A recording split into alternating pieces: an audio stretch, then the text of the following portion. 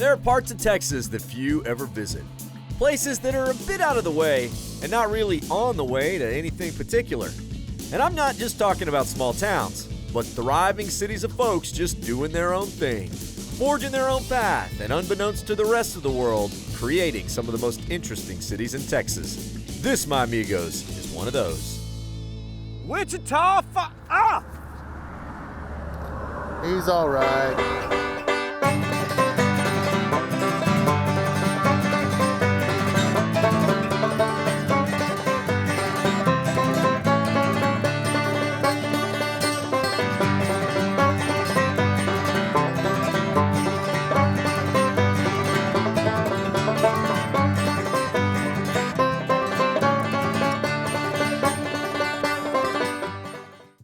This episode was made for y'all with the help of our awesome partners. Check the caption for more info.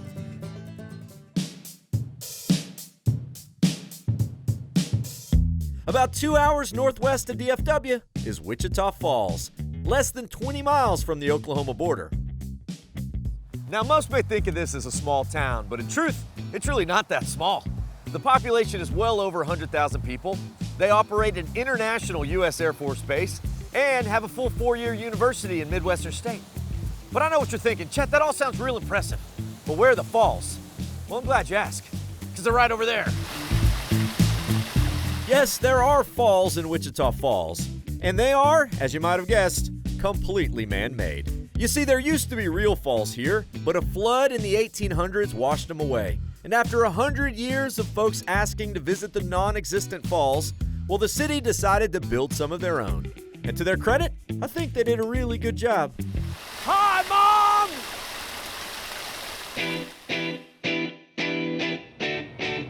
What are Wichitans? Oh. Wichitans? Well, no, because you got a second word. Ballers? Well, a baller is a person who plays ball. Oh, so a faller is a person from fall. But it's falls, it's plural. Yeah. So, Falesians. How about people from Wichita Falls? There you go. That's what I was going for. hey!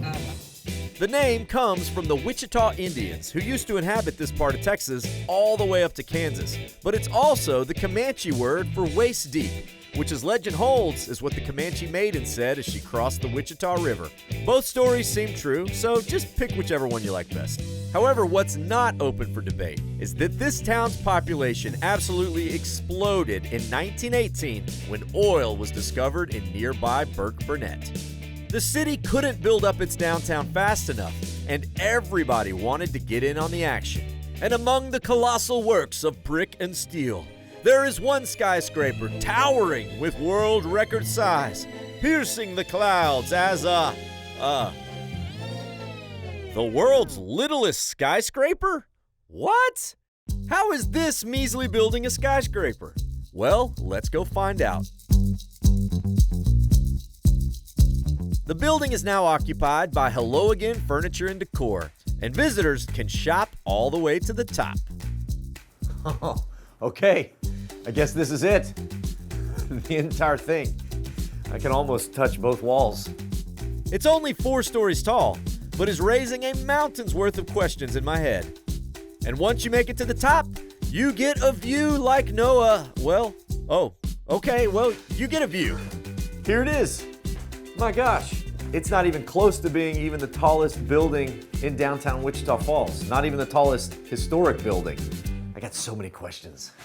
Luckily, shop owner Jan Seville was willing to climb up here for us. So, you found the littlest skyscraper. What do you think? It's little. It is. You know, I thought everything was bigger in Texas, but this defies that. Not everything is bigger in Texas. Sometimes things are the smallest. The tale starts in 1919 with an entrepreneur named J.D. McMahon. Well, he started proposing a skyscraper to investors that would truly put Wichita Falls on the map. And in doing so, he raised $200,000, which would be about $3 million in today's money. Now, they are expecting a building of monstrous proportions, 480 feet tall. That would have been huge. It would have been the tallest building in the state of Texas, rivaling the tallest buildings in the world. The investors were all in, but then construction began, and things weren't quite as Texas-sized as promised. Mr. McMahon has vanished. They don't know where he's gone. So has the money vanished. They sue him in absentia. They lose their lawsuit because the plans Mr. McMahon had provided to his investors were in inches, not in feet. Oh my gosh. Instead of 480 feet, we are 480 inches tall. Oh no. The ultimate con, pulled off by an apostrophe. But when people see dollar signs, well, they tend to miss punctuation. So there wasn't even enough room for No. the footprint of a 480-foot building. We are 10 by 16, so in between two already pre-existing buildings. So these investors missed a lot. A lot. Of course, almost as soon as it was built, folks wanted to tear the thing down. But then came the nationwide newspaper column, Ripley's Believe It or Not. They dubbed it the world's littlest skyscraper and turned the town's embarrassment into entertainment and a pint-sized tourist destination. Nobody knows what happened to Mr. McMahon or the original blueprints. But what isn't a con is the fun it is to climb up here and take in one of the littlest views in Texas.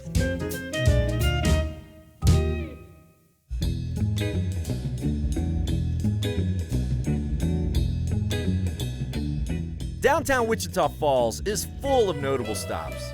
This building is where the Zales jewelry empire started back in 1924, and it still holds the original diamond safe, along with a modern restaurant appropriately named Carrot. But if you're downtown with hunger pains and looking for a bona fide Wichita Falls institution, well then you only got one stop to make, and that's for red tacos at the original Casa Manana.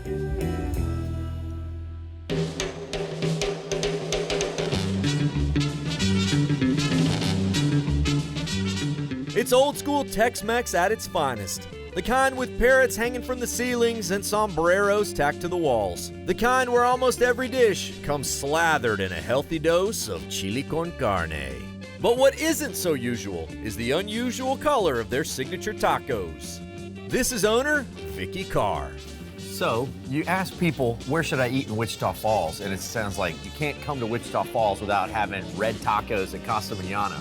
That's for sure. We've been here 72 years. That's incredible. This is family owned and operated. This is the same family, and we're on our 5th generation. Fifth? 5 generations. It's a testament to the great food and the local love for this place, which ironically was started by Vicky's Greek father-in-law, who returned from World War II looking for a way to make money and stand out from the crowd.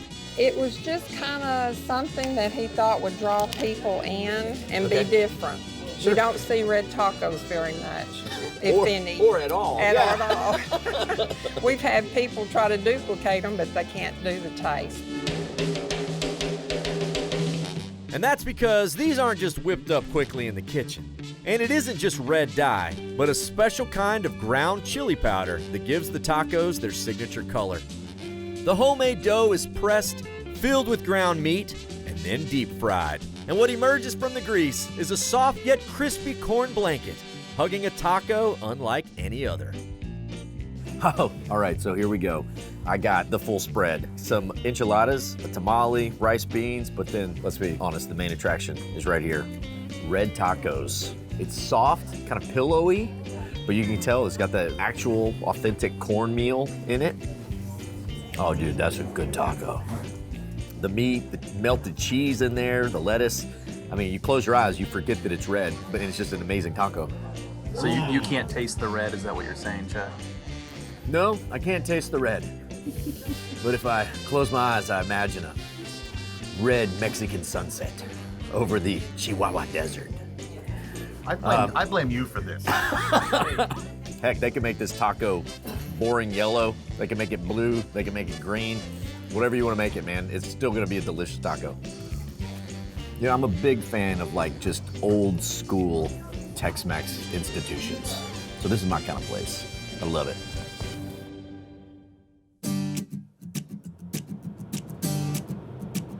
So, did y'all see what they call this part of Texas? Yeah, and I don't like it. Yeah. Okay, the name Texoma. Texoma. It gives me pause. To merge the two states' names together, just something about it feels a little wrong. Blasphemous. I mean, They blasphemous. have that city Texarkana. That's true. But I mean, that's That's Arkansas. No one, you know, at least Texas is first in that word. Okay. I can't believe you even debated whether or not it would be. What would be the try the opposite. No. Oaksis. Oaksis. That doesn't gosh. work. So I think we may be due for some dessert. And if your big Tex-Mex lunch leaves you feeling sluggish, well then I know a place with all the caffeine and chocolate your little tripping heart needs to make it through. Be Coco. Artisan chocolate, painstakingly created one truffle at a time. This is owner and master chocolatier, Brooke Willis. So these are like edible works of art. We make all these truffles here in the back, Okay. but the most important thing before we make them is that we use the really good chocolate. Isn't this stuff you just run to the grocery store and pick no, up, no, right? no. It has to meet European standards to be in our store for us to use it.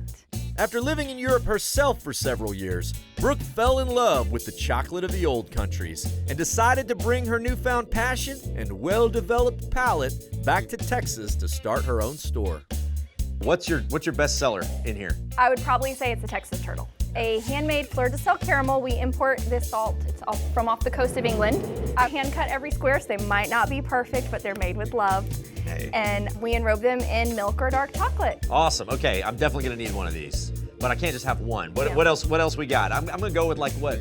4-pack, 6-pack, 12-pack. Okay, And that'll just be for me. You don't feel the need to feed the hey, crew. what about- No, the crew doesn't need. What about? They gotta stay working. They gotta work. I'll show you working. I'll show you working right here. Call the police. He's gonna steal them all. Okay, this is our Aztec truffle. Oh. This one has a little hint of cinnamon and cayenne pepper. Cayenne. Woo, a little Yeah. heat. So this is our Odd Duck truffle. Odd Duck Coffee is a local coffee roaster here. Nice. That's the coffee that we sell here in the store, and we brew, and we actually, we will grind some of these cacao beans with the coffee that we brew here. That's awesome. Yeah. So you've got coffee in your chocolate and chocolate. And chocolate in our, Got in our coffee. Exactly, yes. I told y'all we were gonna get caffeinated and chocolatated too. So here we go. All right. Okay. Oh, yep. This is Todd. We're gonna need you. Just go ahead and tabletop. It's a table Todd. Thanks, man. All right. Time for Table Todd. Okay, as you were, Todd. Away with you. Thank you very much for your service. All right, here we go. So I got the 4 truffles we talked about. Oh man, that's good. You know when it's high quality and it just kind of melts in your mouth?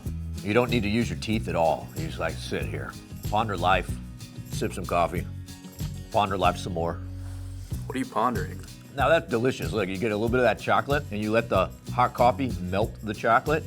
Oh, that's magic. I can't put this down. Here, come here again. Todd, you could just hold it with your hand. Table Todd. It's the kind of chocolate you gotta eat slow, real slow. While he's on the floor? Yeah. You're lucky I'm not asking you to be my ottoman, Richie. Thank you. Good service. You earned your chocolate. He's like a lap dog.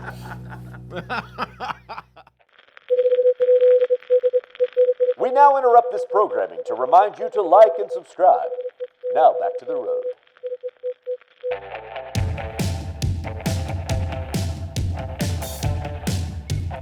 Yeah, so I might have had a bit too much chocolate and coffee.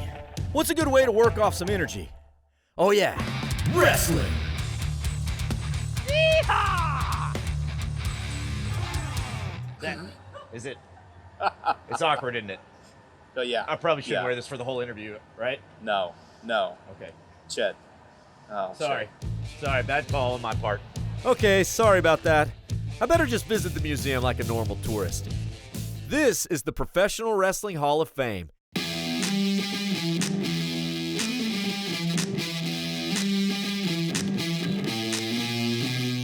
This is director Johnny Mantell to show us the ropes. Well, welcome to the only brick and mortar Hall of Fame and museum in the world just for professional wrestling. It's right here in Wichita Falls, Texas. We're in about 7,000 square feet. And as you can see, from floor to ceiling, wall to wall, memorabilia, history, even as far back as before the Civil War. I bet you didn't know Abraham Lincoln was a professional wrestler. No. There No. you go. No, I didn't. There Was you his go. name Mr. Emancipation? Whether you're a super fan or not, This museum is going to teach you a lot of things you didn't know about professional wrestling. Its mission is to preserve the history and honor the athletes of this sport. The good, the bad, and the exceptionally tan. Everybody is going to know somebody inducted into the Hall of Fame. Hulk Hogan, Stone Cold Steve Austin, Nature Boy Ric Flair. Woo! Also, some of our Texas legends, like the Von Erichs and Skandor Akbar. So I understand you did some professional wrestling as well. I couldn't sing and dance, so I had to do a little professional wrestling in my day, and my stuff's right here in this corner. Awesome. He was and is Cowboy Johnny Mantell, snakeskin, spandex, and all. Johnny went toe-to-toe with dozens of wrestlers in this Hall of Fame. For me, it's such an opportunity because I wrestled Lou Thez, and I wrestled Andre the Giant, and I wrestled with Steamboat, and it's me giving back to this business, making sure that all these Hall of Famers have a place to have their stuff hung and their families have some place to come see them and still relive those moments with them. Oh, that's awesome. These guys were wrestling 5-6 nights a week? Yeah, 6-7 nights a week. Sometimes you'd wrestle twice on Saturday and twice on Sunday. God, they have to be machines. You didn't wrestle, you didn't get paid. Definitely a hard way to chase your dreams. The museum also covers unknown or unrespected areas of professional wrestling that make the sport what it is. Little people leagues, all-female leagues, international leagues, even some of the moments when wrestling advanced social progress. Sputnik Monroe, they give him credit for integrating the city of Memphis. When he started wrestling there, they segregated the fans, the balcony and the bottom floor, and he refused to wrestle until they let everybody come in and sit where they wanted to sit. Yeah, wrestling has been a big part of U.S. history for a very long time. This ring is from Madison Square Garden in the 1890s. I mean, the authentic pieces of history here are priceless. I've put on Roy Orbison's glasses. Now I'm holding Jim Duggan's board. Oh! Hey, easy. This is expensive. Greg the Hammer Valentine's robe. Those red spots are blood. Really? Sure, at times wrestling may take knocks as being a bit, we'll call it choreographed. But the blood and athleticism are real. This sport demands it. See, was he looking at me funny? He might mouth at you. Did he? He might mouth at you. Well, that didn't take long. Oh, it's a lot heavier than I thought. Ah! Ah! Ah! Ah! The jigging elbow. Ah! I'm done, man. Now he's done. You don't talk back to the trimmer. Oh, it makes me want to get in the ring. I think I can do it. Feel pumped, ready to do it? I think I could. Well, you know, they've started this 205 and under weight class, sort of junior heavyweight class. Maybe you could fit into something like that. That's junior heavyweight. No, I got what it takes. Well, here, let's just see if you're really... Whoa.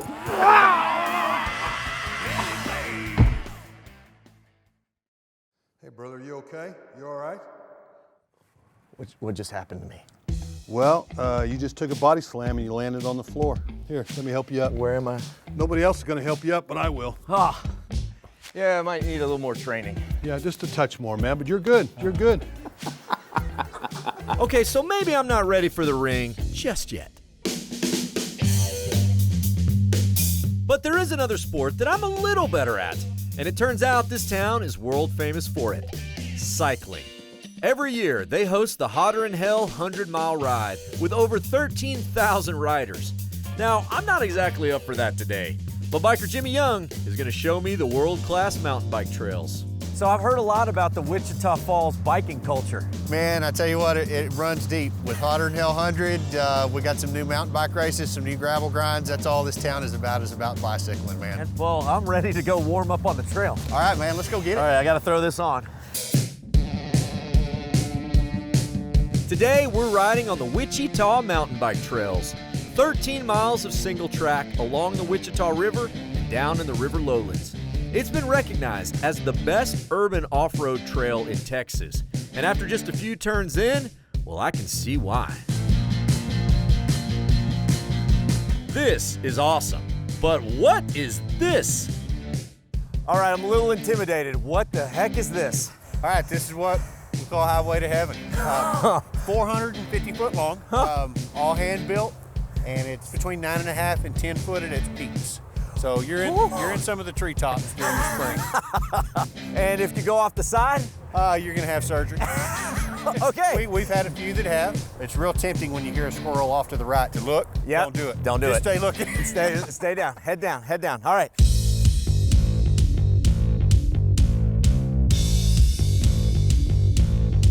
Breathe, Chet. Breathe. I still got some day left to trip. This can't be the end of me. Focus. Focus. Woohoo! Ah! Oh man, that was an awesome ride. I didn't know that we had things like this in Texas. Incredible. Man, I gotta say, this is some of the best, if not the best, single track I've ever ridden. These guys have put some work into this trail, and I'm talking world class. I've ridden a lot of mountain bikes in Texas, and never have I ever seen things like this. Woo! Let this be your reminder. Don't forget your bike when you come tripping to Wichita Falls.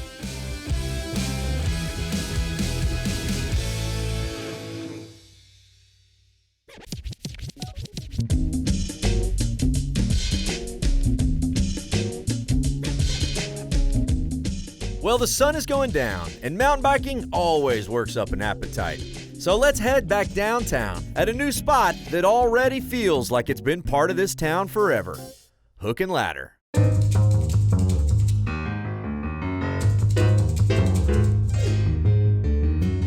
And the reason it feels like it's been part of the community for so long is because its owners have. Co-owners John Reese and Bill Wesky each served in the Wichita Falls Fire Department for over 30 years, rising to the ranks of fire chief and assistant fire chief. And now these two first responding public servants, along with their wives, are serving the community tasty coffee and delicious wine. Cheers. Cheers, guys. Wow. What are we drinking here? This is a 101 Reserve. 101 being when the fire comes under control, we call a 101. Pretty much everything here is fireman themed. Their wines, their house roasts, even their newest unexpected turn. We are a winery first. All right. First and foremost, Coffee roastery second.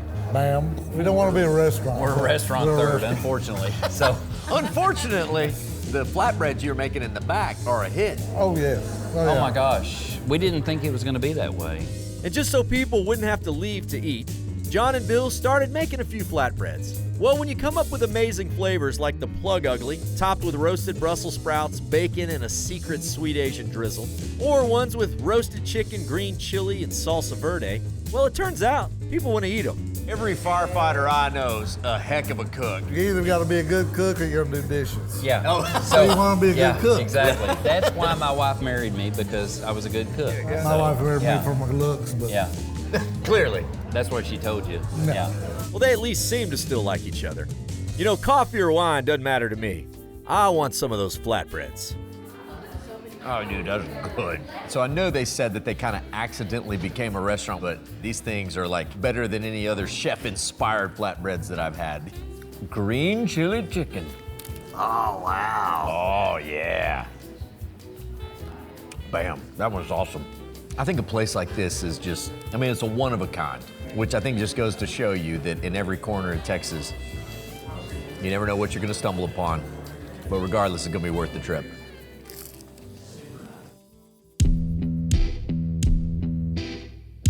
All right, so there is one last stop in town for our finale. And according to all the folks in Texoma, no day trip would be complete without a red draw to wash it all down. Invented in Wichita Falls and served at places like the historic P2, a red draw is a combination of draft beer and tomato juice served ice cold. P2 has been around so long that it's one of only 3 drive-in bars left in America. I'm not kidding.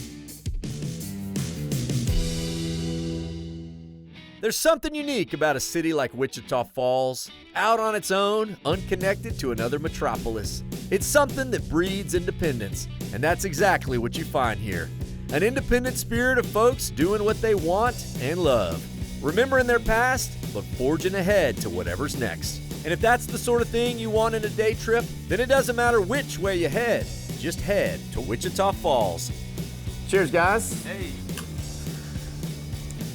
Now that's refreshing. So I'll see all y'all out on the road. Vaya con Dios, amigos. Red draw.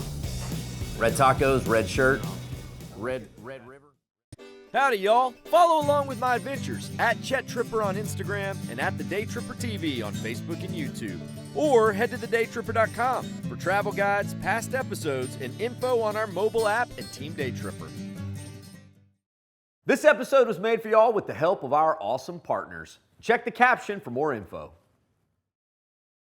Howdy, y'all. Chet the Day Tripper here. Thanks so much for tripping with us. Remember, while you're here, like this video, subscribe to our channel so that we can stay out there on the road and keep on tripping. Did we miss anything in this town? Leave us a comment, let us know. We love finding out about new stops with all of your tips. And if you love Epic Texas Day Trips, remember to check our channel. We got a lot of them on there. Also, don't forget, if you want some sweet Day Tripper merch or another cool Texas-made product, come see us in Georgetown at the Day Tripper World Headquarters. You can also shop online if you check the link down there in the caption. All right, y'all. Bye con Dios, amigos.